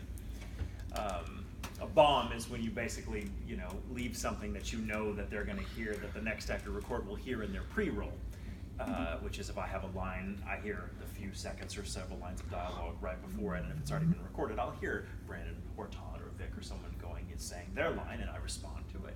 If I'm the first one to record, I don't hear any of that. We just hear the Japanese, and that's fine. But bombing is awesome, and great because it's where you try to like screw up the professionalism of the person coming in after you. To like, so instead of like, I did this to Rico once, Rico Fajardo, who is really awesome and really also very like athletic and super, like he's the kind of guy that if he lived 4 miles away from the studio would just jog to the studio because he's that kind of annoying health nut. He's a fabulous actor, just a genuinely brilliant, beautiful human being, and we were in a show together, and his show, and the guy he was playing was super jacked, and the character I was playing was a little fey and a little entitled, and I just thought it would be really funny if I play this line, and I forget the line. The actual line was like just telling him to go do something, and he responded with, and his character responded with, yes, okay, I'm right on it, but are you sure this is a good idea? And I'm like, yes, now go. And he goes.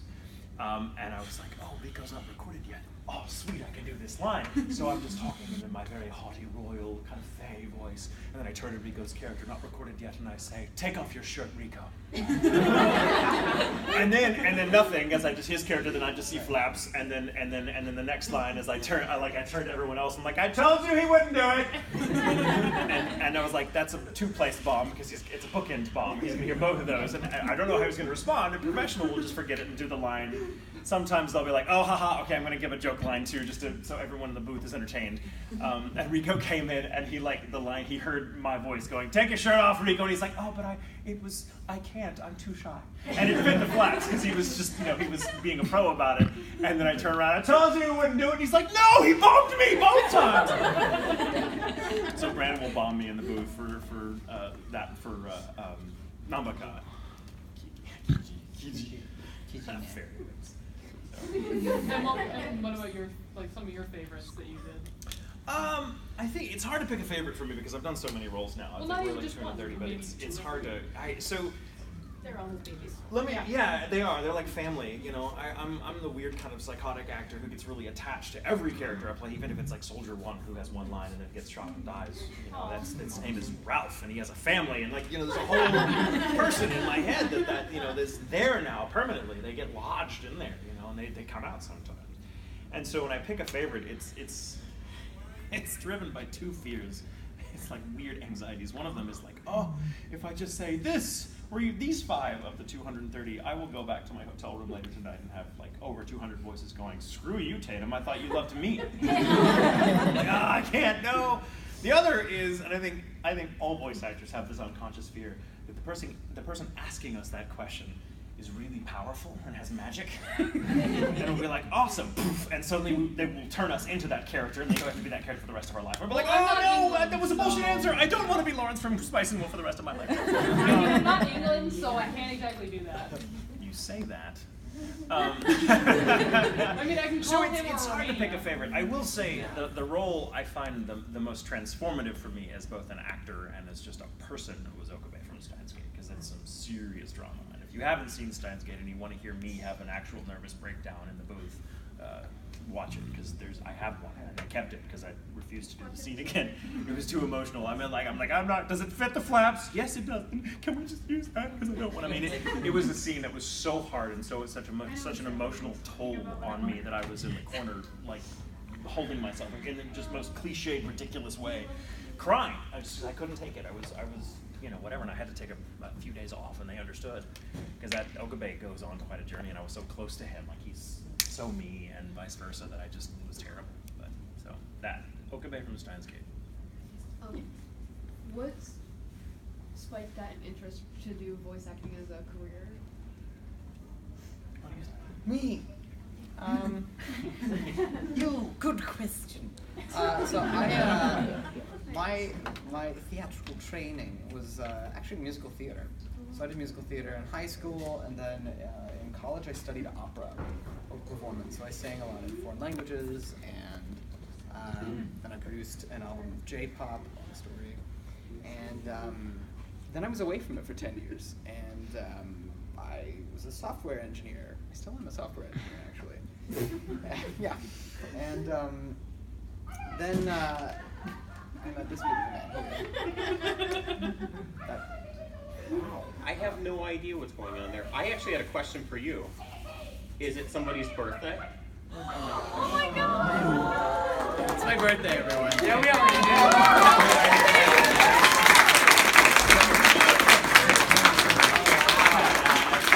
Birthday to you. Happy birthday to you. Happy birthday, dear Brandon. Happy birthday to you.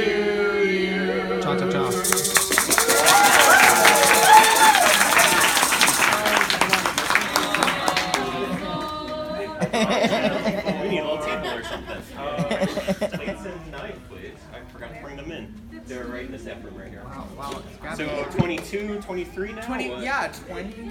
He's old enough to drink now. Yay! In Canada. I'm 31. So I believe 31 years here. I am a table. I believe there is a custom. Oh, yeah. Are we gonna do the Japanese style? Oh my god. those are. Chodai I was going to give you the chance to blow it out. Yeah. Oh, thank you.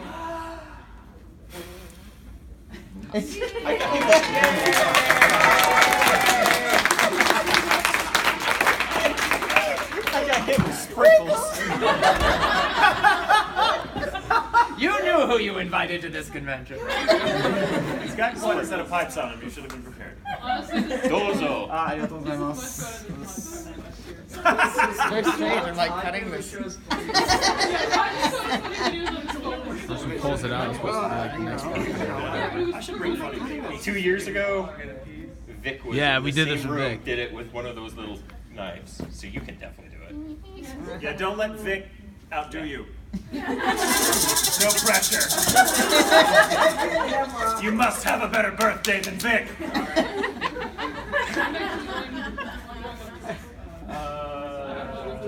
It's chocolate, you guys. I could keep answering the question. Oh, right. Oh yeah, So chocolate. continue with your question. Right, So this is a it's- beautiful piece of cake. Right, so, We're gonna grab some.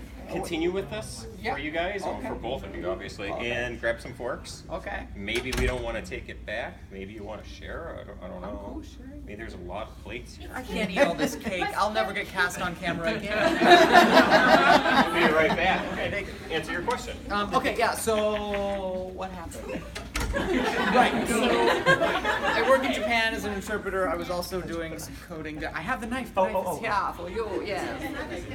And come back, working.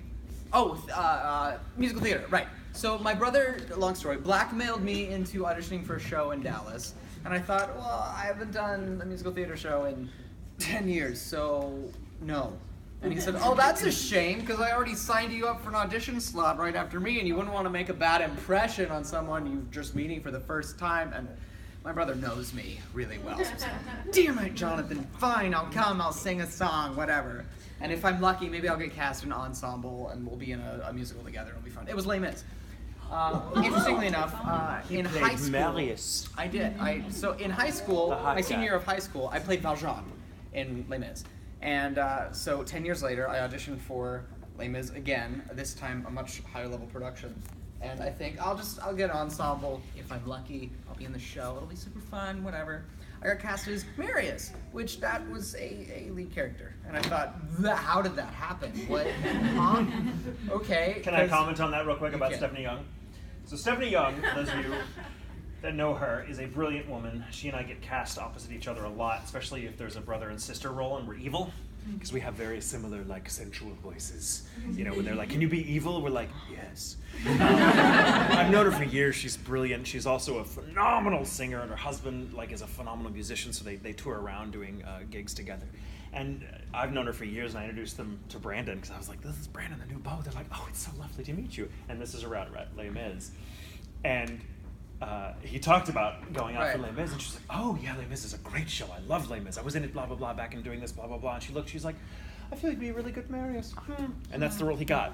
And then a couple, the next season, he got cast in a different show where she was like, "Oh, I think you should play that role," and that's the role he got. So Stephanie Young is now our theater oracle. Like, what should he try out for, Stephanie? She's like, "I think this," and he always gets it. If like Stephanie Young, if you ever see Stephanie Young and you're going out for a role and she tells you, I think you should do this, listen to her. Listen to Stephanie. Yeah.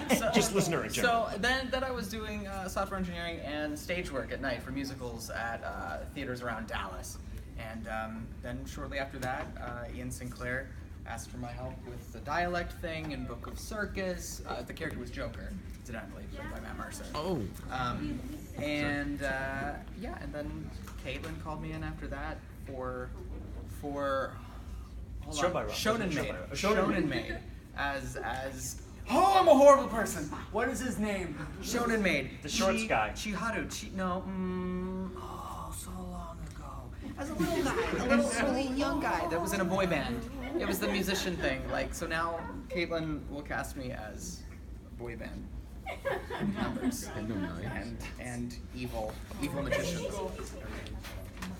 What's happening over there? Are you okay? Notice how there's no. Oh, I'm sorry. Did you guys want some? I'm just cutting some pieces for people if they want any. Well, we don't have forks. Yeah. Oh my God! Eat it with your hands. Yeah. It's not linguine. Oh, I'm sorry. I couldn't wait. They're bringing forks. There you go. Oh my God. There they are. There they go. You couldn't wait 5 minutes. Well, I figured I'd go ahead and get a head start. Thank you so much. I think you're hungry. Well, I might as well. Here. Like, yeah.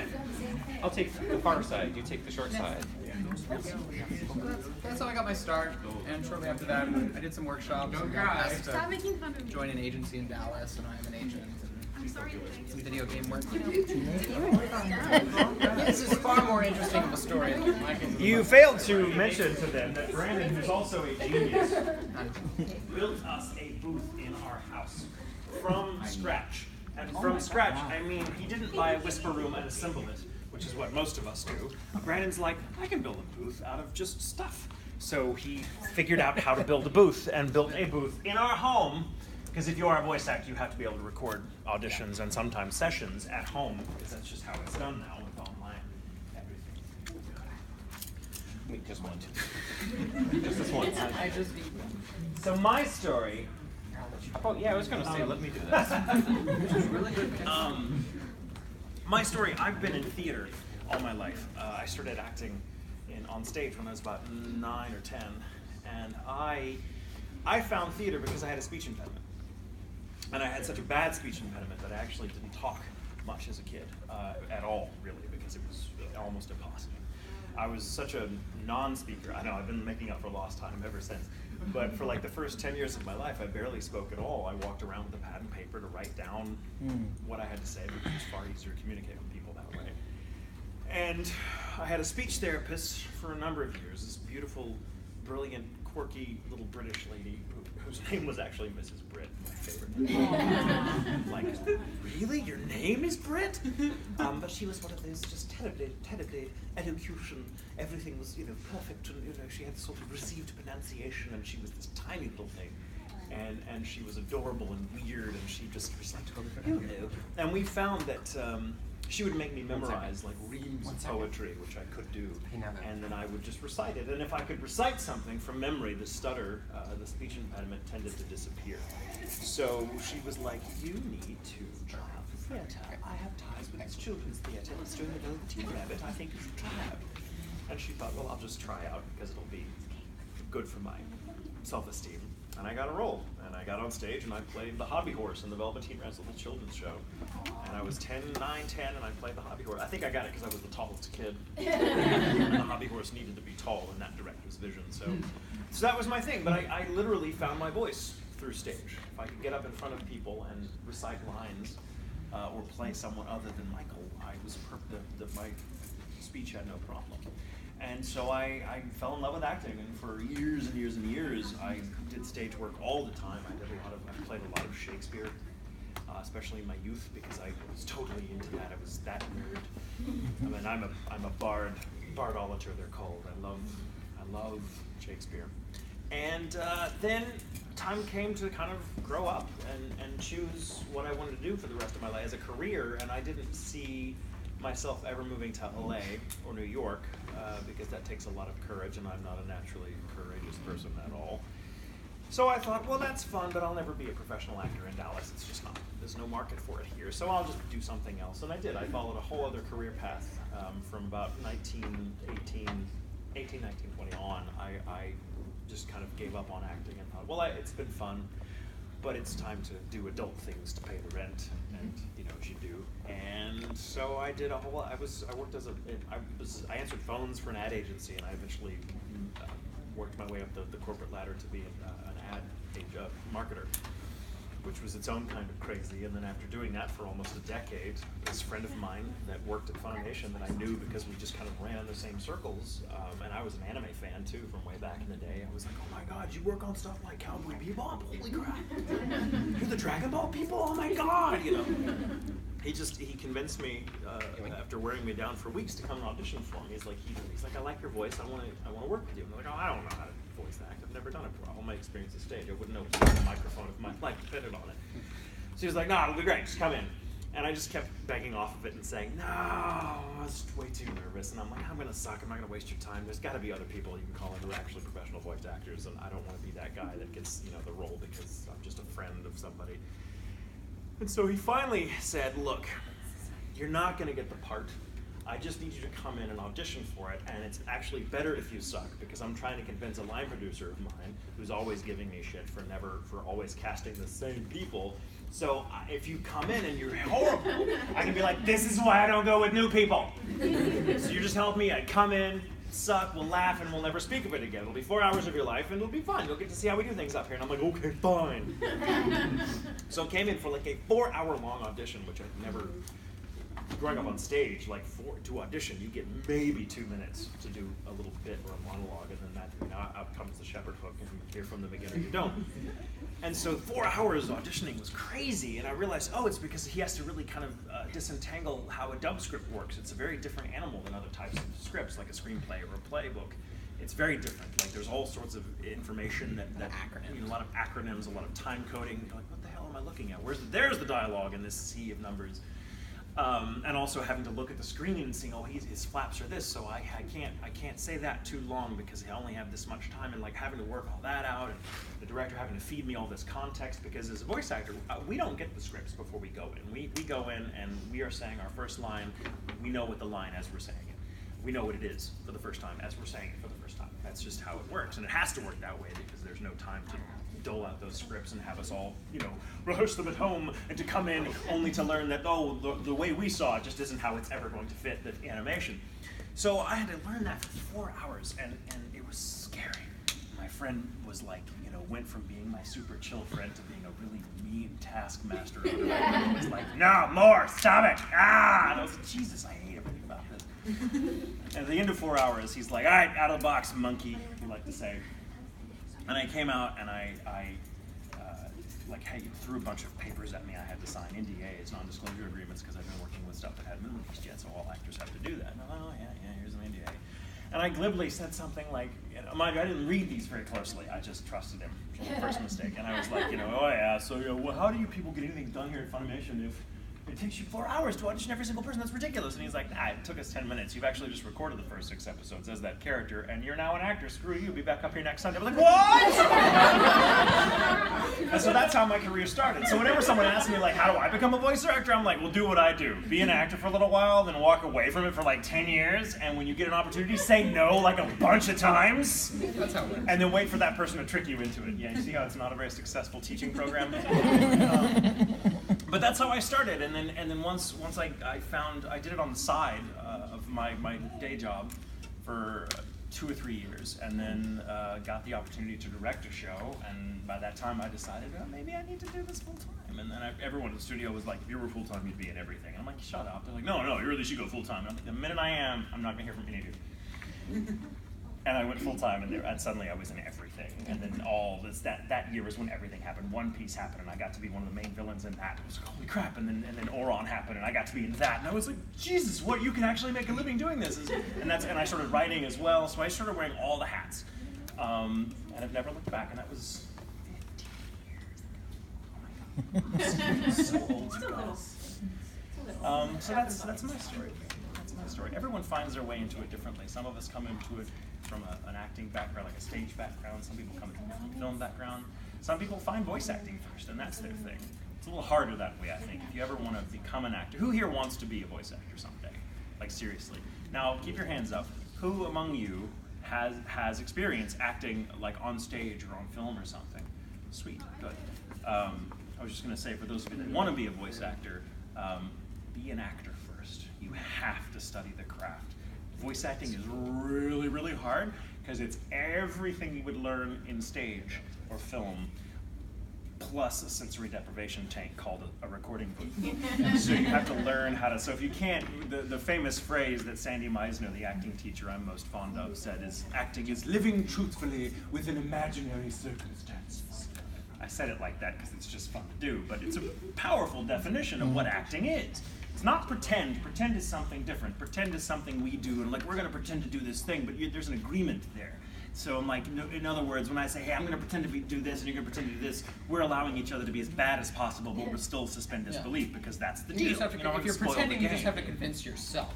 Yes. If you're acting, you have to convince them. And the audience is not easy to convince, and not always on your side. Now, that's not to say they're out to get you, but they're gonna be like, you can't pretend, but you have to be honest. Yeah, but and on stage, you have a scene partner. Even doing on camera acting, you have a scene partner. You are there, you can look in their eyes and the whole world disappears, and you can be real with that person in that moment and kind of forget things.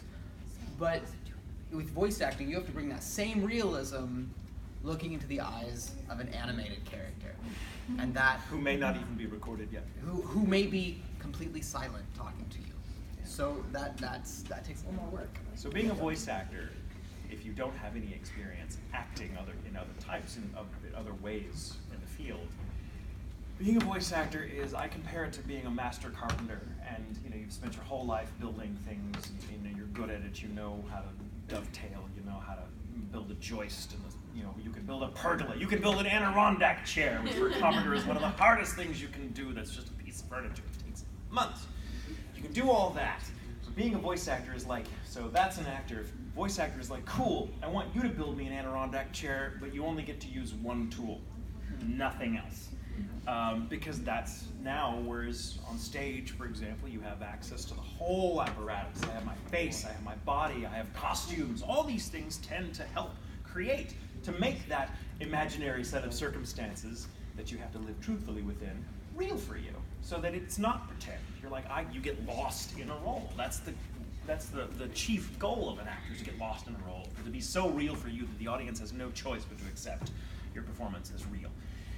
And voice acting, you don't have access to any of those things. Your voice, it's not just that you get to rely on your voice, it's, because some people are attracted to voice acting. It's like, oh, it's like acting, but I don't have to worry about what I do with my hands. And it's the exact opposite, because now you don't just use your voice in voice acting. It's you have to use your whole body, but your voice has to do the work that your whole body normally does.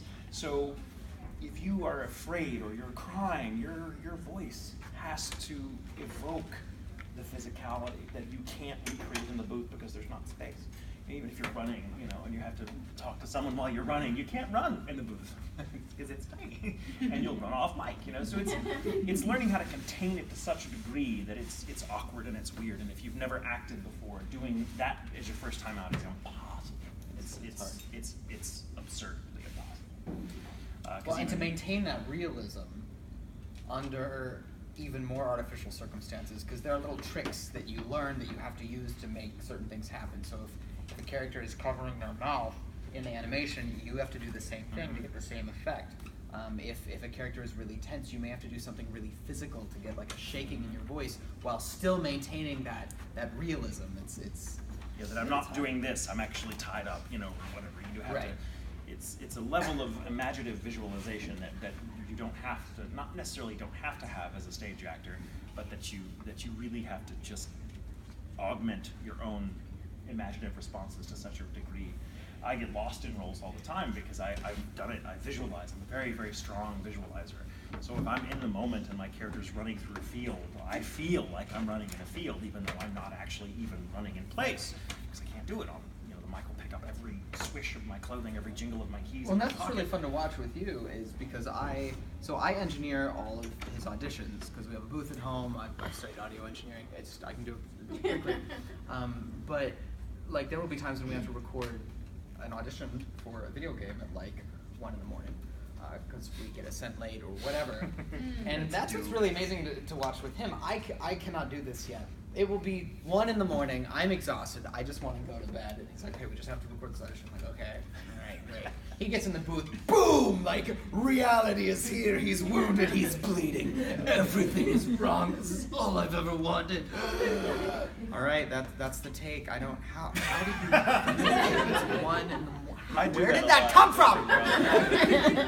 I'll be really tired. I'm like, oh, okay, let me do this character. God, I hate this. Oh, this copy is terrible. Yes. Oh gosh, how many I hate times? this copy. Oh my God, we're going to do it exactly like this. No, cool, we're done. Okay, and it's just how it just comes. But I have access to all that because I've been doing it for a very long time. And I also, like, as an actor, this is a little piece of wisdom that our acting teacher, Steven Anderson, who is brilliant. He's not a voice actor. He's not even an actor anymore. He's retired. He's in his early 70s. He's busy mountain climbing when he's not teaching acting. He's a badass old man. He is the closest thing to a Gandalf you will ever see. But his piece of wisdom, he's like, there's no such thing as character. No such thing as character. It's all just you. It's all just you in a context that you're not accustomed to, so that different facets of your personality come out. You know, there are things, you know, how many people have been in a situation that you've never been in before, and suddenly you're like, I didn't know I could yell that badly until that bitch got in front of me at Starbucks. You know, and you're like, I didn't know there was that big of a bitch in me. But it happens because suddenly you're in a new context. You're like, no, I'm a very meek person. I couldn't possibly. The fuck are you doing? I was next. You know, that's you. That's you in a new context. You know, it's not. It's only acting in the sense that it's a part of your personality that other people don't associate with who you are. It's in there. They just never see it because the opportunity doesn't come up. Even if it's a character with an accent. The magic has always been in you, Harry. Well, the wisdom I learned is it's not that the character, there's no magical cloak that you put on and you become someone else. Cosplayers know this. You know, you put on the costume. It's not that you become someone else. It's that the costume gives your personality permission to do something different, to explore something that's already in there that doesn't get a chance to come out because I'm Goku now, or I'm Sebastian, or I'm Grell, or I'm you know, whoever. That's the beauty of it. And so being an actor is really a chance just to explore who you are and what your own limits are as a person. Like somewhere inside of me is every character I've ever played. It's never a role, it's never like me performing. It's just like, oh, I'm in this set of circumstances. Because that's all character is to an audience. You're the one telling yourself the story.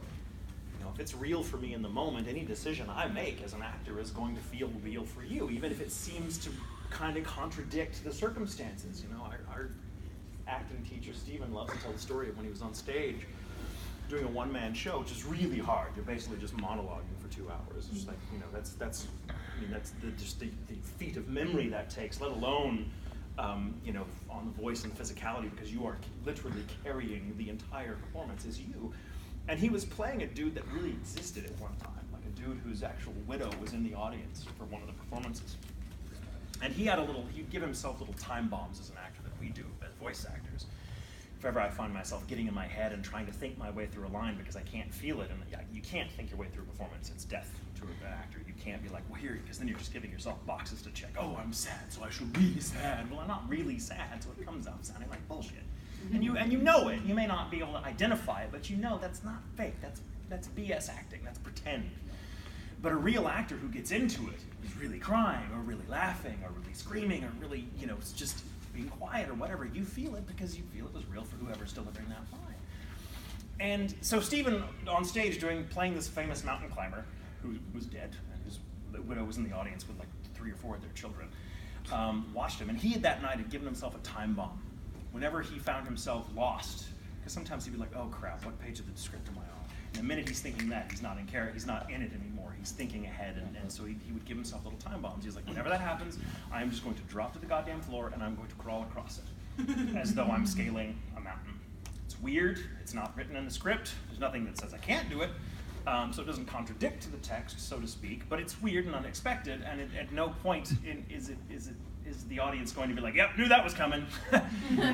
But it was his way of committing to an action that he had to do. Once you drop on the floor and commit to that really bizarre action, you're going to have to do it. Otherwise, it's going to break everything, and the audience will be like, what the hell is going on? So giving yourself something you have to commit to the end gets you out of your head as an actor. It worked for him. He just got lost in the moment. He forgot what page of the script he was on. He's like, well, screw it. And down he goes. And the audience is just mesmerized. First of all, what the hell's going on? But as they saw it, it was real for him because he's committing to this. He's just in that moment. And they began to make sense of it and telling themselves their own stories that helped roll it up into their expectations. So afterwards, the widow came up to him in the green room, in his dressing room rather, and said, that was my Roger. You captured him. That's exactly what he would have done. He had never done that in his life. Roger had never gotten, she had never seen that, but it was such a real moment that the audience can't help but make sense of it if you're committed. You can only commit to something you believe in. It's real for you. And learning how to do that in a booth is one of the hardest tasks an actor can do because you don't have access to any of those things. Yeah, and I think also many people are attracted to acting as a form of escapism, like to escape themselves, to try and be someone else. That's the goal, that's the dream. Oh, I don't want to live as myself, I want to live as this person. But as you progress through acting, you realize that the secret to acting is not to run away from yourself, but to learn yourself more fully, which is a little counterintuitive, because I play characters that, like I played Mordred in Camelot, and no, my father did not get rid of me when I was a baby, and he doesn't run a kingdom, and I don't think that his method of ruling said kingdom is full of hypocrisy in real life, of course. But by bringing my own anger about other things in the world to that role, that brings that realism to it. It's just a facet of myself. So it's an interesting thing to learn as you progress through acting. Does anyone know how long this panel was supposed to be? This 2 hours. I mean, you got cake, so... It was supposed to end 20 minutes ago. It says 2 hours Oh, wait, on the no, schedule. An hour ago? No, 2 hours. It says. Wait, Kira said we've got what? Yeah. Well, oh, right, it's 7. Is there so- anyone else in here after us? No. No? Oh, well, we can just keep going until live. So why don't we do this? We've got about 5 minutes left. Why don't we do some lightning questions? This is a challenge to me not to talk so damn much. Yes? So when you guys are at home, do you guys just out of the blue just start going into a different character or something like that? All the time. Waking up in the morning with this man is gorgeous because he's a morning person and I am not. The morning could get bent. I don't want to see it. I hate the sun. I notice we don't get along too well. And he's just up it's like cartoon birds make his hair. But he also has this really we've been together for all of 2 weeks and he gets up in the morning and he just starts singing in just this goofiest do voice. I'm so hungry, I want food. And I'm like, who are you? Just do that all the time. We have a French bulldog that looks at him all the time and then looks back at me as if to say, what's wrong with Daddy? And I'm like, I don't know. It's all the time, and I will get into voices all the time. You do it. They're all in here, and they come out all the time for both of us. We usually go British when we want to be terribly fancy. Oh, different kinds of British stuff. Different Sometimes kinds of we want to British, be too. stinky British. What the hell are you doing? Get out! Yeah, what's wrong with you? I shouldn't say stinky British. That sounds awful. It's a different kind of British accent. It's more Northern, so it's a Did you say stinky British? I did. That's what I call it. Stinky How British. they call it? Like stinky cheese. It tastes so good. I wouldn't have stabbed him. Sorry. But there's received, Sebastian's accent is what's called received pronunciation. No British person is born speaking like that. They learn that in school. We associate as Americans with Brits because that's the accent that the Queen uses, royal people and politicians. But it's a learned speech pattern. No one's born oh no, that's my accent. No one. And in England, it's a weird mishmash of accents. You can't go 5 feet in England without running into a different dialect. And one of our favorites is northern up in the Sunderland, which is kind of approaching Scotland. So it almost shades into that famous Scottish brogue that's just impenetrable. But they sort of talk like this, so it sort of comes out and they don't, just the words, they come out, but they come out a little, there's always kind of a weird sort of diphthong in there. And they don't their lips just don't come together very much. The things that we usually put our lips together for. So the first time I went to Sunderland for a con,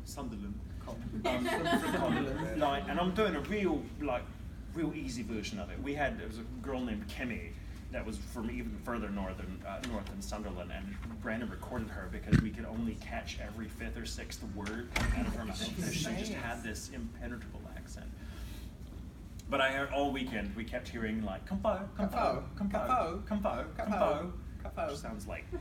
What does that mean? And I kept just kind of going. My thing is like, well, I'm not really sure what's on offer, but I'll say sure. Yes. And maybe the next thing that happens will clarify what was asked. And sometimes it works, sometimes it doesn't. Compo. What do you think they're saying when I say compo? Yeah. What do you think? Take a wild guess. Can I have a photo?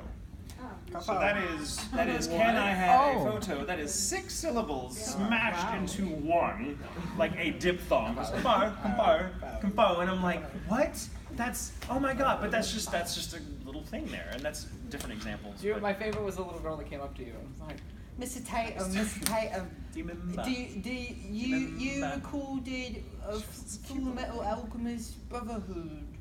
Yes. Do you remember? Do you remember? And I was like, yes. Yes, I remember. Thank you. That was it. That was it. All right. That was an easy one. I've heard that accent. Yeah, it was one of my favorites to do because it's so earthy and down home and it's got. But when they're telling a story and they get really into it, they just speak faster and faster, and more syllables get torn out, and you're just sitting there going, "What English are you saying?" All right, guys. So we're gonna go ahead and wrap it up because I have to go to the bathroom before I start signing, and hopefully we'll see you at the signings. Yes. I think it's in the big room. I'll find my table. Oh. And she went to the car to get our stuff. Oh, good. So thank you for coming. Thank you for helping me sing Happy Birthday to my lovely man. For those of you that want to, please tomorrow show up at the Culinary Institute and watch us make bananas Foster. Try not to burn the building down. Oh, that should be interesting. Yeah.